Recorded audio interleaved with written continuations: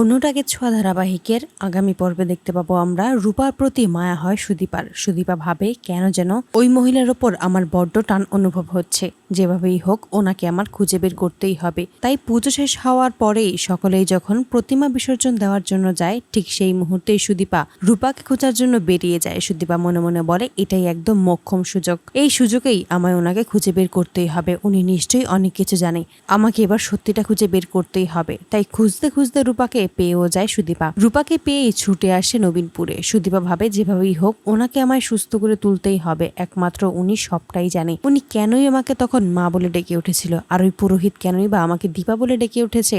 আমার মন বলছে উনি সবটা জানে, ওনাকে সুস্থ করতে পারলেই আমি সমস্ত সত্যির জাল ভেদ করতে পারবো। তাই সুদীপা তার জেঠু মিলেই রূপার চিকিৎসা করার প্রতিজ্ঞা করে। অবশেষে চিকিৎসা করার পর রূপা সম্পূর্ণ সুস্থ হয়ে যায়। সুস্থ হবার পরেই চোখের সামনেই সুদীপাকে দেখেই চিনতে পারে রূপা, আর বলে ওঠে যে তুই আমার মেয়ে। আমি জানি তুই আমার মেয়ে সুদীপা, আমি তোকে চিনতে একটুও ভুল করিনি, কারণ তুই একদম তোর দিদার মতোই হয়েছিস। তোকে দেখে কেউ বলতে পারবে না তুই দীপা সেনগুপ্ত নোস। অবশেষে নিজের আসল পরিচয়ের মুখোমুখি হয় সুদীপা। সুদীপা জানতে পারে সুদীপা খুব বড় ঘরের মেয়ে, বড় বাড়ির মেয়ে। সুদীপা সেনগুপ্ত পরিবারের নাতনি। এতে করে অবাক হয়ে যায়, তাই নিজের পরিচয় নিয়েই চৌধুরী বাড়িতে এসে হাজির হয়। সেখানে এসে রূপা নারীর টানে সুদীপার সাথে পরমাকেও চিনতে পারে। পরমার সামনে এসে বলে, তুই আমার সুরূপা, তার মানে তোরা দুজন একসাথেই আছিস।